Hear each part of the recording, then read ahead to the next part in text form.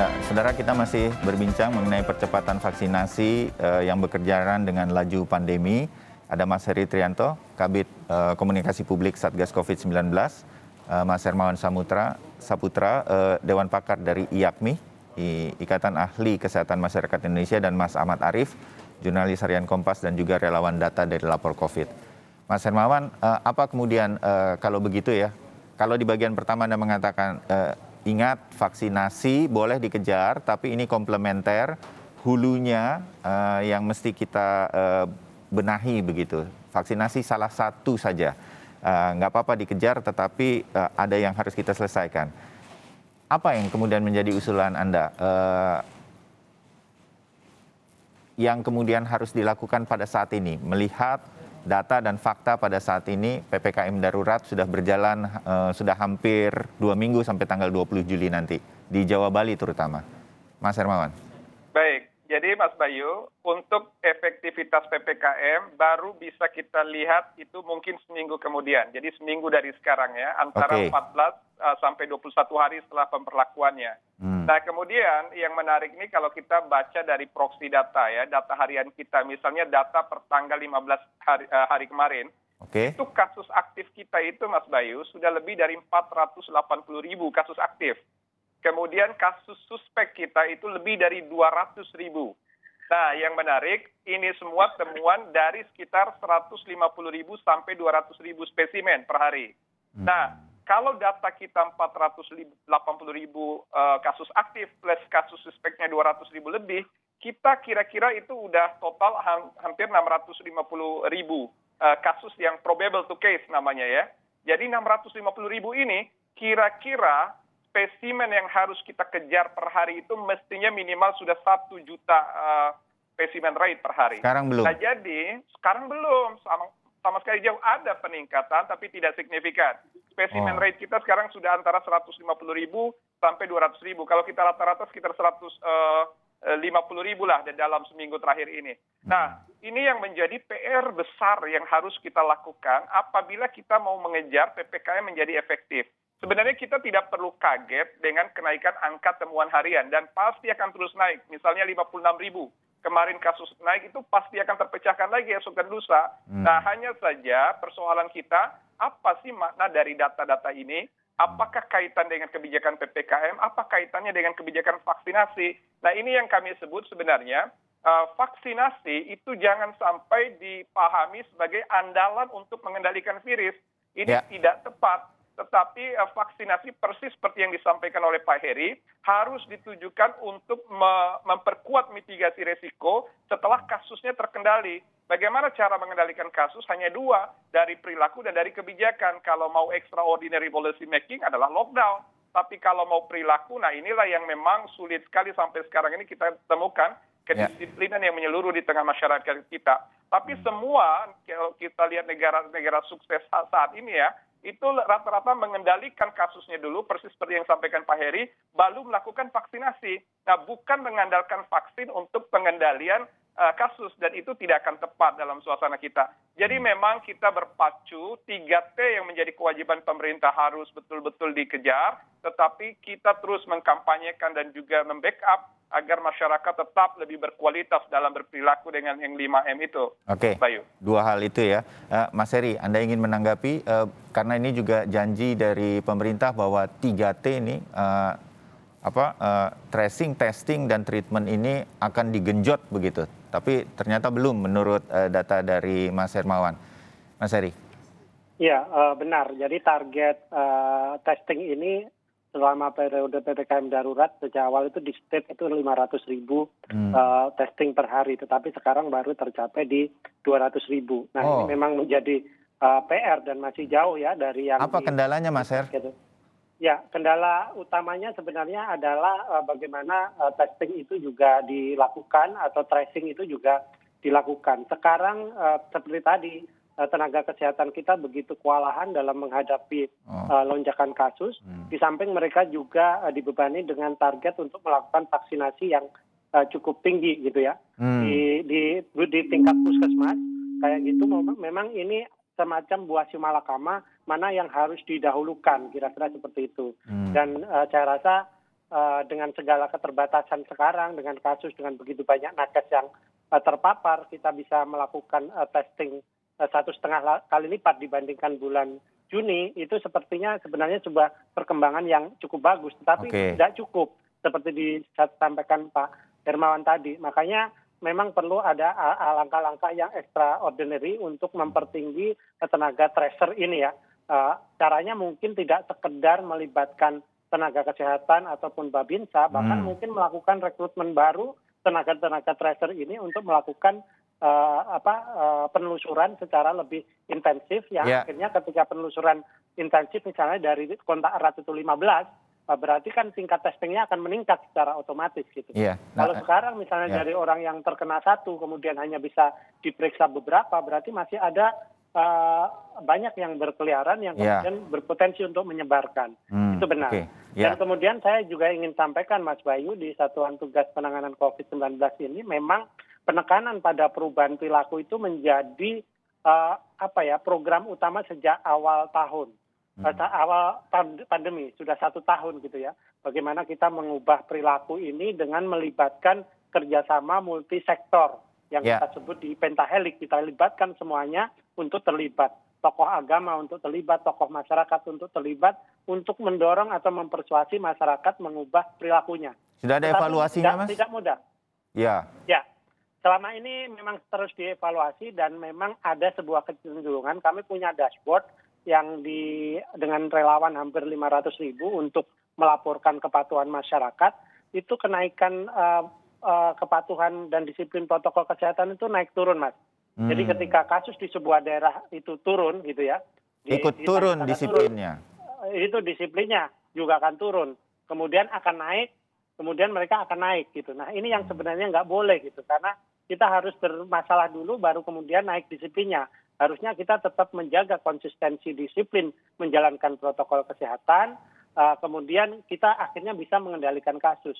Ini hampir semua di daerah, bahkan di DKI Jakarta juga seperti itu. Ketika kasus turun, protokol kesehatannya longgar.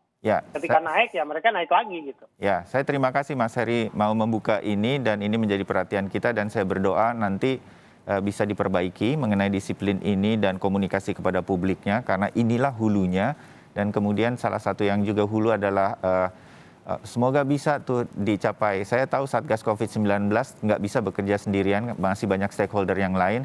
3T-nya, petugas-petugasnya nggak bisa kita mengandalkan puskesmas. Mudah-mudahan bisa ada penaman-penaman. Karena di negara-negara yang sukses melakukan 3T ini memang relawan yang kemudian juga banyak bergerak. Itu yang kita tahu. Jadi saya doakan itu bisa berjalan dalam beberapa waktu ke depan. Saya kembali ke vaksinasi berkaitan dengan infrastruktur di paling bawah yang sekarang diandalkan sebetulnya puskesmas. Mas Arief, Anda lapor COVID dekat sekali nih dengan yang di paling depan ini sebetulnya puskesmas dan lain-lain. Tapi kan kita melihat ada puskesmas yang terpaksa tutup karena mereka udah nggak sanggup lagi mengerjakannya dalam beberapa hari dan kemudian baru comeback lagi mungkin dalam beberapa hari. Kita melihat pengawasan terhadap isoman dan lain-lain nggak maksimal juga dilakukan oleh puskesmas. Berkaitan kalau kita kembali mengenai vaksinasi, 3T dan lain-lain, backbone puskesmas kita ini memang belum bisa diharapkan. Begitu juga temuan dari lapor COVID, utamanya untuk vaksinasi dan lain-lain, Mas Arief? Ya, jadi saya setuju sekali ya bahwa puskesmas ini seharusnya memang menjadi garda paling depan ya, karena mereka fasilitas primer yang berhadapan langsung dengan masyarakat. Tetapi kalau kita lihat sekarang saat ini, kami kebetulan menerima cukup banyak laporan ya mengenai kondisi teman-teman vaskes primer itu yang sangat kewalahan sekali sebenarnya. Mereka seperti yang disampaikan Mas Heri tadi, mereka dituntut untuk melayani pasien juga dan bukan hanya pasien COVID sebenarnya, tapi juga satu sisi yang lain mereka juga dibebani untuk tracing misalnya dan sisi yang lain adalah vaksinasi. Dan pada saat yang sama tingkat penularan di teman-teman vaskes primer ini juga sangat tinggi sekali. Kami beberapa kali mendapat laporan ada yang bahkan tenaga nakesnya itu sampai 50%, bahkan lebih gitu ya, dan akhirnya kemudian ditutup dan seterusnya. Terpapar. Dan ini juga terpapar dan ini implikasinya juga terlihat ya. Saya melihat di data kami ya, di data lapor COVID ini di bulan Juli ini ya, sampai pertengahan bulan Juli ini aja sudah 180 nakes kita yang meninggal karena COVID ya. Ini baru pertengahan bulan Juli, yang ini sudah rekor tertinggi selama ini. Di bulan Januari itu jumlah nakes yang meninggal itu rekor tertinggi saat itu 158 orang yang meninggal. Yang ini sebenarnya indikasi yang sangat mengkhawatirkan gitu ya, yang menurut saya di tengah situasi ini ibaratnya kita harus memilih nih sekarang nih. Apakah kita memang harus menggenjot vaksin sampai mengorbankan yang lain tadi, misalnya termasuk bahkan daya tahan nakes yang seperti itu misalnya, atau juga pelayanan yang sudah sedemikian genting saat ini. Kalau kita lihat kan sebenarnya menurut saya ya kita harus fokus dulu. Saya setuju dengan tadi ya Pak Hermawan ya, bahwa kita harus fokus dulu di 3T untuk mengendalikan kasus ini, dan dengan sumber daya kita yang terbatas, pengalokasiannya gimana gitu. Fokus kita mana nih? Karena juga implikasi ketika Vaskes ini sangat terbebani untuk melakukan vaksinasi misalnya, which is vaksinasi juga sangat penting, itu yang terjadi juga banyak sekali masyarakat yang sebenarnya butuh perawatan akhirnya tidak dapat perawatan dan pemantauan. Di data kami juga banyak sekali pasien yang isoman meninggal, diantaranya karena memang tidak mendapatkan pemantauan dari puskesmas. Kenapa mereka tidak dapat pemantauan? Karena tadi nakes di puskesmas sudah sangat kewalahan gitu. Di data kami sudah 625 orang meninggal selama isoman, dan ini puncak gunung es gitu. Dan ini sudah seperti yang disampaikan tadi Mas Hermawan, ini sebenarnya sekarang data kami itu laporan isoman yang meninggal itu sudah mulai meluas, bukan hanya di Jawa, tapi sudah mulai terjadi di luar Jawa. Yang ini indikasi alarm yang sangat berbahaya sebenarnya, yang menunjukkan bahwa Vaskes di luar Jawa juga sudah mengalami kewalahan sebenarnya, tidak lagi mampu menampung pasien yang baik. Saya kembali ke Mas Heri sedikit untuk menanggapi apa yang disampaikan Mas Arief. Apa memang kita harus sedikit mengubah fokus dari vaksinasi kepada hulu ini, berkaitan dengan luar Jawa juga sudah terjadi peningkatan kasus, Mas Her? Ya, saya rasa tidak. Ini setiap hari kan diawasi kan, saya yakin itu Satgas bersama stakeholder yang lain. Ya, saya rasa kita tidak pada pilihan itu ya untuk kemudian membelokkan prioritas. Kita posisinya itu tidak banyak pilihan selain kita menjalankan semuanya secara paralel kayak gitu. Karena tadi sesuai judulnya ini kan di tengah percepatan vaksinasi, di tengah laju infeksi, itu memang tetap diperlukan, tapi pada saat yang sama memang kita harus mengambil langkah-langkah terobosan untuk bagaimana mempertinggi kualitas 3T tadi ya. 3T tadi yang kemudian mungkin tidak sepenuhnya bergantung pada tenaga kesehatan primer. Jadi merekrut relawan-relawan untuk melakukan itu, dan tentu saja itu dari sisi biaya memang ada, tetapi saya rasa itu tetap jauh lebih murah dibandingkan kita membiarkan tracing itu tidak berjalan dengan baik ya. Tracing tidak berjalan dengan baik gitu. Itu satu. Kemudian yang kedua, saya rasa memang lebih banyak lagi kita libatkan lapisan masyarakat untuk di hulu tadi. Jadi saya tahu bahwa memang beban tenaga kesehatan itu begitu tinggi, angka kematian dokter itu juga bulan Juni aja Mas Arief itu kenaikannya hampir 7 kali lipat kematian dokter saja bulan Juni ya dibandingkan bulan Mei. Tadi benar tadi yang data yang di Mas Arief tadi yang terkait bulan Juli ini juga akan lebih tinggi karena memang kasusnya juga naiknya juga sangat signifikan. Juga. Beban tenaga kesehatan juga meningkat. Nah, ini memang kita nggak punya banyak pilihan menurut saya, Mas Arief, bahwa kita akan bisa lakukan dengan segala sumber daya yang ada, dan sekarang dari sisi biaya pun kemudian anggaran kita melakukan refocusing begitu besar. Ada 120 triliun dana APBN hasil refocusing yang nanti akan digunakan untuk penanggulangan pandemi ini. Nah, mudah-mudahan ini akan dapat membantu semua pihak untuk bergerak secara lebih kolosal ya, lebih masif, sehingga kita bisa menjalankan prioritas-prioritas tadi yang disampaikan Pak Hermawan itu dengan baik, terstruktur, dan juga masif. Mas Hermawan, waktu saya tidak banyak lagi. Anda setuju ini semua adalah fokus. Kita tingkatkan saja fokus-fokus ini untuk menekan keseluruhan penyebaran COVID-19 di Indonesia. Vaksinasi jalan, 3T-nya ayo ditambah tenaganya, kemudian pembatasannya terus dilihat, kalau kurang kuat ayo perkuat, jangan ragu-ragu. Ini semua harus kita jalankan secara beriringan. Mas Hermawan? Ya, baik. Saya memberikan analisis timeline saja ya, Mas Ayu, sebagai penutup ini. Kalau sampai akhir Juli, artinya 2 minggu ke depan, sekarang tanggal 16, kalau sampai akhir Juli kita tidak mampu mengendalikan Jawa secara signifikan, kita akan sulit mengendalikan Indonesia. Jadi kita berharap segera mampu mengendalikan Jawa sampai akhir Juli ini. dengan cara tadi PPKM kita akan lihat efektivitasnya PPKM darurat. Sekarang ini positivity rate kita stabil selalu di atas 20%.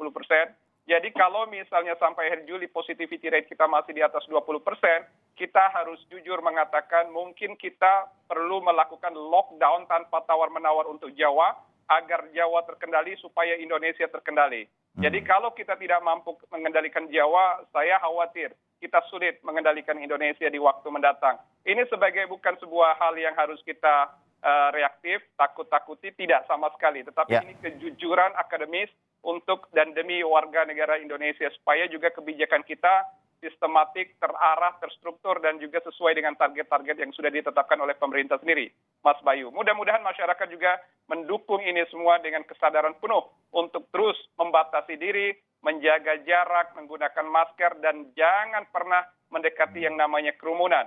Dan biasakan kita berperilaku bersih dengan hidup bersih, mencuci tangan, dan lain-lain. Saatnya kita sadar secara pribadi dan komunitas, Mas Bayu. Ya, masukan menarik dari Mas Hermawan. Mas Arief, mungkin singkat padat, berkaitan dengan hoax, masih banyak sekali orang yang menolak untuk dilakukan vaksinasi.